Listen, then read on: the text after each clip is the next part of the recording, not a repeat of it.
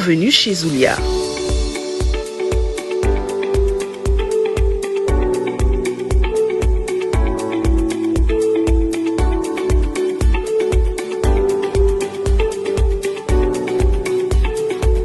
Chez Zulia, c'est chez vous. Salut, bienvenue chez moi, chez vous, chez Zulia. Ici, on se sent comme chez soi parce que je vous reçois comme à la maison. Alors aujourd'hui, je reçois une personne spéciale parce que mon invité a un parcours assez atypique de par son art de vivre, de par son savoir-être et son savoir-faire. Vous allez en savoir plus si vous restez devant votre petit écran ou grand écran. Alors, on va l'accueillir de suite. Peggy Askia est déjà à la maison. Bienvenue, Peggy. Merci. Oh, waouh. Ça va? Ça va, et toi? Alors, prends place. Merci. Alors, maintenant que tu es bien installée, on va parler de toi sans filtre, si tu le veux bien. D'ailleurs, tu me l'as dit quand on était en off, non? Bien sûr. Alors, Peggy est au Cameroun. Peggy est camerounaise. Peggy vit en France et ça fait plus d'une dizaine d'années déjà que tu es en France, établie là-bas. Et mère de deux enfants, deux magnifiques enfants que j'ai eu la chance de voir. Oui, j'ai 2 enfants. Oui. Maman de 2 enfants. Tout à fait. Bon, on t'entend pas, Peggy, tu es timide. Parce qu'à te voir, Pas du tout. Quand vous allez sur ces réseaux sociaux, vous retrouvez quelqu'un d'assez différent qui parle. Donc, Peggy, donc, comme je le disais tantôt, mère de 2 enfants, et avec une pluralité d'activités quand même, il faut le dire. Voilà, à part le métier de prothésiste angulaire, tu es coach de sport, tu es maman de 2 enfants parce que c'est aussi un métier, s'occuper des enfants. Ah oui, un métier à plein temps. Alors, comment arrives-tu à joindre tous ces bouts-là ensemble et pouvoir être équilibré dans la vie? Alors, je pense tout simplement que lorsqu'on est bien organisé, on peut tout gérer. D'accord. Quand on est une maman comblée et qu'on a son petit boulot à côté et qu'on arrive à bien organiser, bien structurer, on peut totalement gérer les deux. D'accord. Voilà. Donc, il n'y a pas de problème de ce côté-là. J'arrive à gérer mon côté maman et mon côté coach fitness. Ouais, Voilà. 2 enfants, comme je l'ai dit. Oui. Alors, c'est magnifique déjà. Merci. Alors, le métier? Alors, le métier, comment je suis arrivée là-dedans déjà par passion d'esthétisme. D'accord. Parce qu'il faut savoir, j'ai toujours aimé tout ce qui touche à l'esthétique. D'accord. Tout ce qui touche à la beauté, à l'art. Oui. L'esthétisme, c'est de l'art. Il faut le dire. Donc, tout ce qui concerne, qui touche vraiment l'art, que ce soit l'art de la beauté, l'art musical aussi, l'art théâtral. Ah, ça. Donc, voilà. Donc, tout ce qui touche de l'art, je me sens attirée. Attirée par cela. Voilà. Et c'est clair que les personnes qui sont autour de toi doivent en être fiers, parce qu'on peut en profiter quand on a l'occasion d'être aux côtés d'une personne qui fait attention à elle. Alors, Peggy, j'ai envie de parler de ton départ du Cameroun pour l'Europe, parce que tu t'y es installée, comme je le disais, plus d'une dizaine d'années. Comment tu as fait pour être intégrée là-bas, 2 enfants dans un autre pays que son propre pays, j'imagine, parce qu'on n'est pas avec ses proches tous les jours, surtout avec une culture différente. Ça se passe comment là-bas? Alors, comment dire? Je pense que l'intégration, déjà, quand on a la volonté, quand on aime quelque chose, je pense que on l'intègre même sans s'en rendre compte. Oui. Donc voilà. Quand on se sent attiré par cette chose, on va se l'approprier d'une certaine manière. Donc pour dire que l'intégration a été super facile et naturelle, très naturelle. Je me suis pas sentie comment dire, dénaturée. Je ne me suis pas sentie dénaturée. J'ai pas eu le mal du pays. D'accord. Ouais, j'ai vraiment pas senti le mal du pays, rien de cela. Donc je pense que je me suis assez très très vite intégrée, aussi par mes connaissances. Et il faut il faut le dire aussi, je ne dirais pas que on a la même culture, mais on s'y rapproche quand même. On a déjà la même langue, on parle déjà la même langue, donc ça déjà, ça rapproche. Tout à fait. Je pense que c'est déjà un pas. Donc après, ça n'a pas été compliqué de s'intégrer. Non, du tout. Voilà. Du tout. Alors le Cameroun, il y a de la famille au Cameroun également. Pendant ce temps, parce qu'il faut dire que c'est maintenant que tu reviens après ces années-là quand même, ou tu as l'habitude de venir aussi? Si, j'ai l'habitude de venir quand même. D'accord. Si. Tu as l'habitude de venir. Alors, avant Covid, je venais presque tous les ans, avant Covid. Et après Covid, je me suis un peu calmée, on va dire, pour des raisons personnelles. Pour des raisons personnelles. D'accord. Mais voilà, ça c'est la première fois depuis Covid. D'accord. Alors, en tant que maman déjà, gérer 2 enfants, c'est pratique? Pas toujours. Pas toujours. Pas toujours. Mais comment on fait? Parce qu'il faut les éduquer en même temps, alors qu'on est coach de sport et qu'on doit s'occuper de ses clients qui ont besoin de soins et autres. Comment ça se gère ce temps-là? Alors, c'est comme je disais tout à l'heure, qu'il faut de l'organisation, certes. Mais quand il y a de l'organisation, je pense que tout devient facile en fait. On arrive à gérer assez facilement quand il y a de l'organisation. Mais si on n'est pas organisé, c'est sûr qu'on va s'éparpiller et on risque, de s'y perdre un peu et de trouver cela difficile. Pourtant, ça ne l'est pas. Ok, voilà. Mais on devient coach de fitness par quelle alchimie, je veux dire, ça se passe comment? Parce que j'aurais bien aimé être coach de fitness, moi aussi, mais j'imagine les efforts qu'il faut fournir, parce que je peux vous dire, vous allez voir d'ailleurs les images qui défilent en même temps, Peggy fait du sport comme si elle a toujours fait du sport depuis peut-être sa naissance. Maintenant, ce serait bien de dire comment ça s'est fait, la transition, ou alors la rencontre avec le sport. Alors, faut savoir que ça a été un pur hasard. Ok, pur hasard. Bon, coupé. Alors, comment s'est fait la rencontre? Alors, ma rencontre avec le sport a été, en quelque sorte, je dirais, dramatique. Je l'appelle comme ça parce que j'ai pris un peu conscience après mes problèmes de santé. J'ai eu de graves problèmes de santé qui m'ont fait prendre énormément de poids, et au point où j'arrivais même plus à me regarder dans la glace. Et je pense qu'en quelque sorte aussi, j'étais dans le déni parce que je continuais à me mentir à moi-même. Je me disais non, t'es pas grosse. Ah oui, c'est souvent le problème qu'on a quand on est en surpoids. On ne veut pas s'accepter, on ne veut pas croire, on ne veut pas accepter ce qu'on regarde dans le miroir. Oui, c'est ça. Donc, je me disais ça, je gardais, j'avais espoir, je gardais mes vêtements, mes anciens vêtements, parce que je pensais que j'allais, rentrer dedans. Et même que des fois ça serrait, je mettais quand même, c'était hyper serré, je gardais quand même. Et un jour, je pense vraiment que cela a été le déclic pour moi. Ça a été le déclic. Mon fils m'a dit, maman, tu es grosse. T'as un gros ventre. Non, mais moi, ça me rappelle quelqu'un. Donc, c'est lui, en fait, qui a été le déclic. C'est lui qui a... Waouh. C'est vraiment le déclic. Comme je te disais, je pense qu'avant, j'étais dans le déni. Parce que le truc, c'est que je me disais, t'es grosse, et une autre personne de moi qui disait, non, t'es pas grosse, t'es normale. T'es belle comme tu es, alors que j'étais pas forcément heureuse. Donc, le jour où mon fils m'a dit, maman, tu es grosse, t'as un gros ventre. J'ai rigolé sur le moment, mais je peux te dire, une fois seule, j'ai coulé les larmes. Donc ça m'a quand même touchée, ça m'a fait réfléchir, parce qu'on dit la vérité sort toujours de la bouche des enfants. Tout à fait. Donc je pense à partir de là que je me suis dit, ma pauvre, il faut vraiment que tu fasses quelque chose.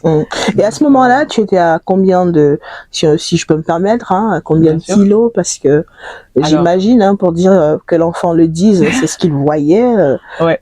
Alors, j'étais à 96 kilos. Ah, seulement. Moi, je seulement. Ah oui, seulement. Non, mais parce que les gens, ils disent, ils sont en surpoids. Des fois, ici, chez nous, à plus de 100 kilos, hein. Non, mais 96, déjà, quand on n'a pas toujours été comme ça, c'est énorme. Oui, donc, pour ma taille, déjà, je fais 1m70, donc 96 kilos, c'était énorme quand même. Donc, il n'y a pas équilibre. Non. Donc, du coup, il fallait faire quelque chose. Et qu'est-ce que tu as fait dès lors qu'il l'a dit, ton fils? Alors, la première chose a été quoi? Aller en salle, courir? Première chose, ça a été de voir une nutritionniste. Ok.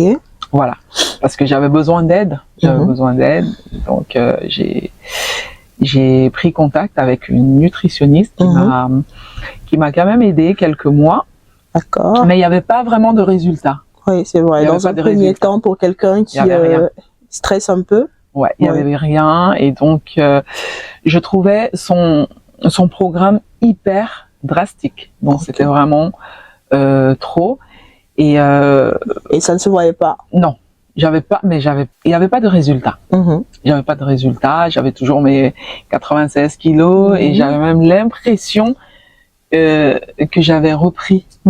Du coup, j'ai pris un coach sportif. Okay. Et je pense que lui, vraiment, c'est celui qui m'a vraiment boosté. C'est lui, mon coach sportif qui m'a vraiment aidé dans ce sens-là. Donc, parce que lui, son mot, c'était: tu fais le sport, tu continues de manger comme d'habitude, sauf que tu diminues les portions. Ah ouais, moi j'ai déjà entendu ça. Donc tu manges ce que tu as envie de manger, mais en petite quantité. En petite quantité, et tu surveilles les heures. Voilà, c'est le plus dur, hein. C'est ça, ouais. Donc, et puis il m'avait donné aussi une autre technique, c'était de peser mes repas. Ouais. Mais ça, franchement, de manière générale ou plus pratique, hein, en Afrique, c'est pas très évident de pouvoir peser ses repas tous les jours, s'il faille. Oui, mais déjà, faut savoir que nos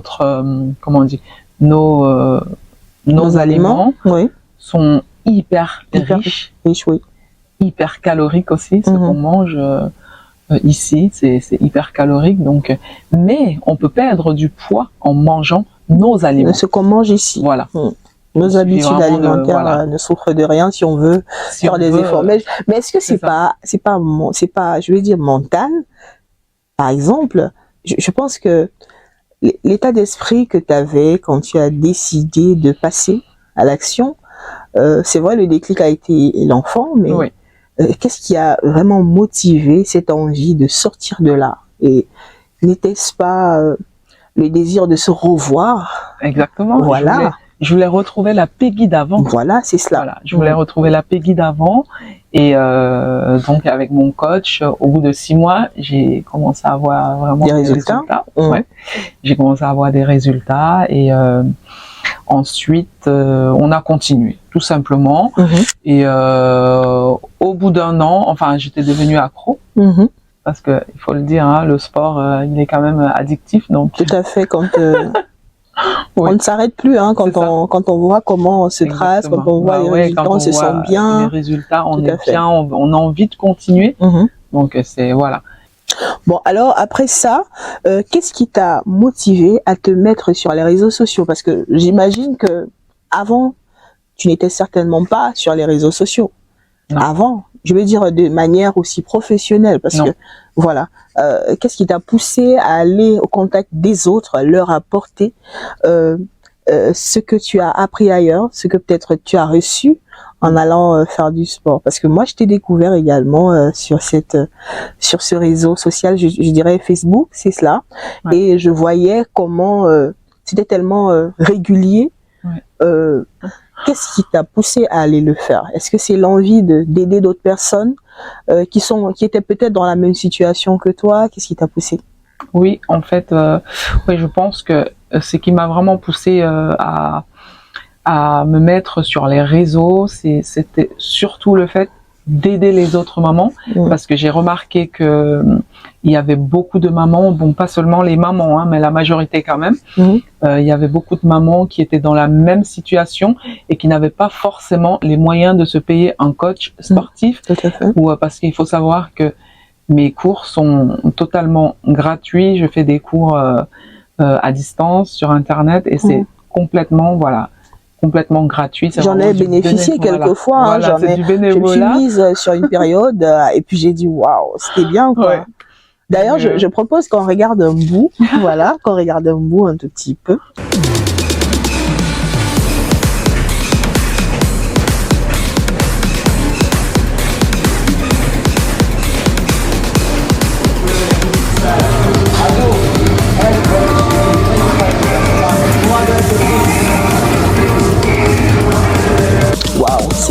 C'est assez incroyable. Moi, quand je regarde les formes de Peggy, je sais pas pour vous, je me dis toujours, est-ce que je pourrais encore? Est-ce que je pourrais? Même si je fais des efforts? Je sais pas. Franchement. Alors là, c'est pas de la chirurgie, il faut le dire. Quand on regarde cette vidéo, on peut se dire, surtout qu'elle est en Europe, mais je pense qu'elle a un peu retouché. Non. Mais c'est pas le cas. Rien que du sport. Non. Waouh. Que du sport, et je pense aussi que Dame Nature y est pour quelque chose. Aussi, oui, parce que il faut avoir déjà des prédispositions. Donc j'avais déjà, on va dire, des bases.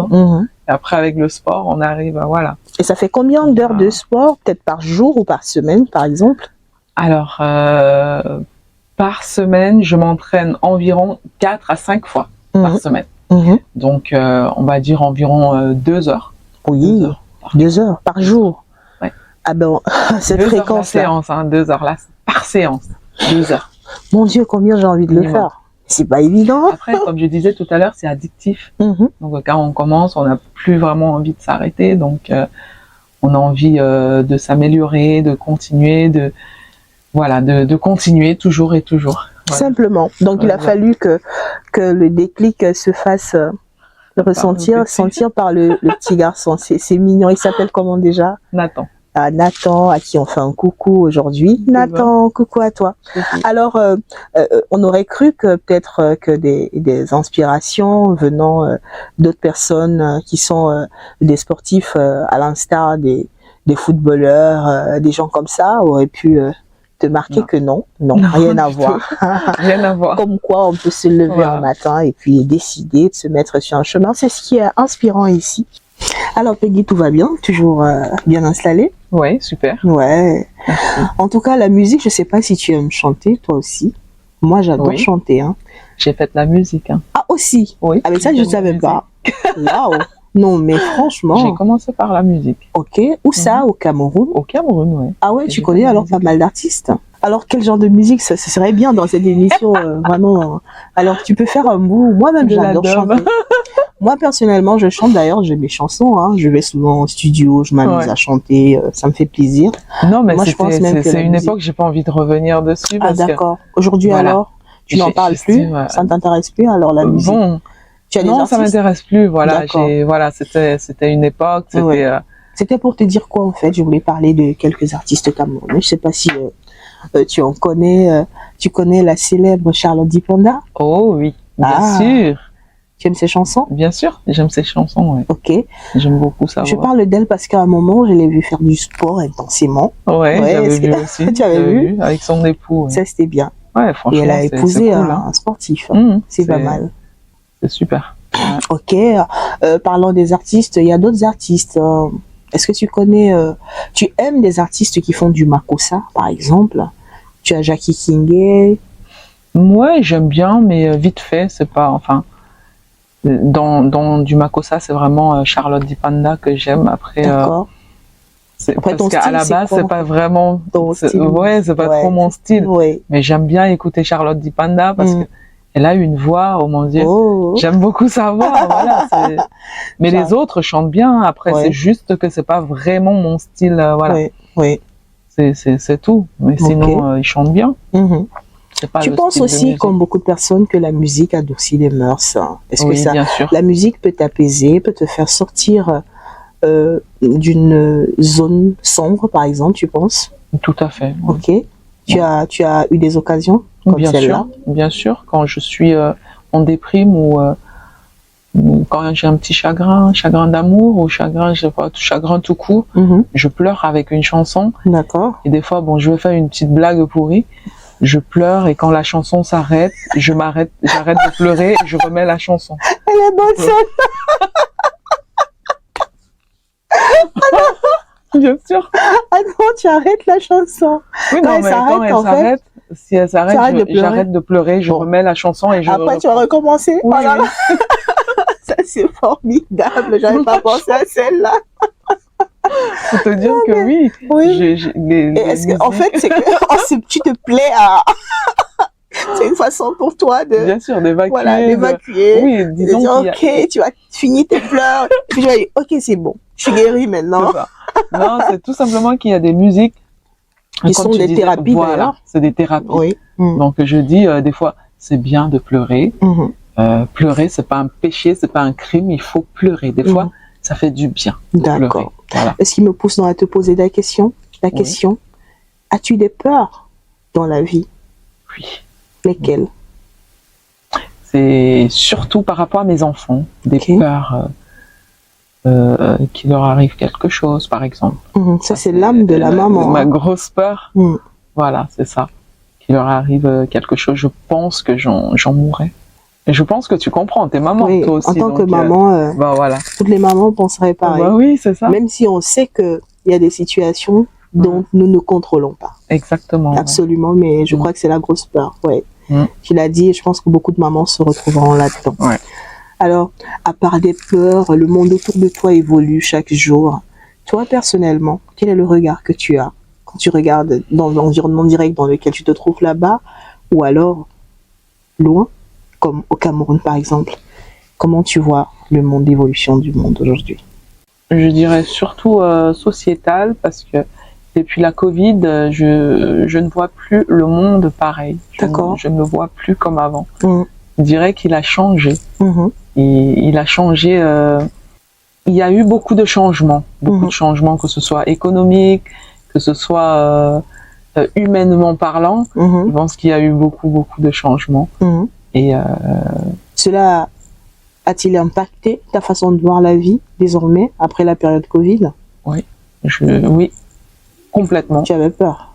Oui, j'ai eu peur. Ok. J'ai eu peur pour ma famille, pour moi. Et Au sortir de là? ouais, et franchement, au jour d'aujourd'hui, je vois la vie autrement. Je prends la vie comme elle vient. Ok.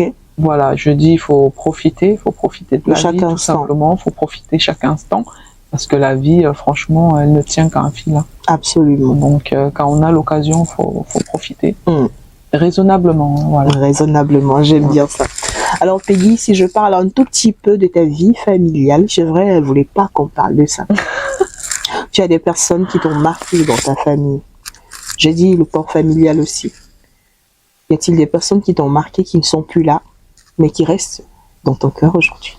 Oui, ma maman. Oh, elle n'est plus ta maman, Non. mais elle est avec toi quand même. Tu te dis, elle est là. Mm. Elle C'est, t'avait... je pense que j'ai pas fait mon deuil encore, et c'est peut-être la raison pour laquelle j'évite encore le sujet aujourd'hui, Oui, même si ça fait 13 ans qu'elle est décédée. Voilà, oui, je pense que je n'ai pas fait mon deuil. ok. Donc, Et s'il fallait, si elle était devant toi aujourd'hui encore, que lui dirais-tu, ta maman? que je l'aime, Oui. très fort même. Tu lui as souvent dit avant qu'elle ne parte? Non, Non. je ne pense Tu pas. n'as pas eu assez de temps pour ça. Non, j'ai pas eu le temps. Et c'est mon plus gros, comment dire, Grand regret? ouais. Ouais. Mm. Ouais. Ok. Ouais. Bon, en tout cas, Peggy, tu as été sincère avec moi. Dans ce programme, on a échangé. Je pense que les téléspectateurs ont appris un peu de toi. Ou alors, sinon, beaucoup. D'ailleurs, moi, en tout cas, Je l'espère. ça ferait plaisir de te réavoir sur ce plateau. Peut-être Avec plaisir. quand tu reviendras au Cameroun. Ok, elle arrive quand, maman? Tu es déjà sur le chemin de retour. C'est ça. Quelque chose à dire peut-être à tes enfants là? Et ben, j'espère que vous faites pas trop de bêtises, hein, parce que quand maman revient, ça va chauffer. Mais non, je rigole, je vous aime trop. Je vous aime trop fort, mes amours. Comment? Ah ouais. Voilà. Allez, j'aurais aimé qu'on fasse des squats. Oh là là. Peggy, il faut Avec qu'elle se plaisir. lève. Ah, ah Avec ouais? plaisir. Ok. Allez, hop, Bon, mais hop, hop. étant assis, on se lève pas. Bon, attendez. Peut-être qu'on va essayer, hein, parce que c'est ce que j'ai choisi de faire. De squat. Ouais. En robe? Ah Dans oui. cette tenue-là? C'est pas possible. Faire le squat avec la robe. Je vais juste voir. Hein. C'est un test. C'était pas prévu du tout. Allez. On va faire des squats. Oui. Comme je regarde souvent. Alors, j'espère. Ouh. Alors Dos là, bien droit. bien droit. Aïe, j'ai mal, j'ai mal, Et j'ai on mal. remonte. Waouh. Aïe, ça fait Non. mal. Ah, Peggy, voilà, ça fait plaisir. Chez Ouais. Zulia, Moi aussi. on est arrivé au terme de l'émission et vraiment, Merci beaucoup. j'espère te revoir ici et tes spectateurs plaisir. aussi. Avec plaisir. Oui, merci beaucoup. Hein. Allez. C'est ainsi qu'on va mettre un terme à ce programme chez Zulia. J'espère que vous avez pris du plaisir à écouter notre invitée du jour, Peggy Askia. D'ailleurs, je vous invite à la retrouver sur ses réseaux sociaux. C'est Facebook, Peggy Facebook. Fitness, c'est sur Facebook, sur Instagram. Pareil. Tu vois, voilà, Peggy Pareil. Fitness, sur TikTok également. Pareil. Allez la rencontrer, c'est une merveille, elle est sympathique et vous m'en direz des nouvelles. À Merci. très bientôt chez Zulia. À très bientôt. Ouais. Bienvenue chez Zulia. Chez Zulia, c'est chez vous.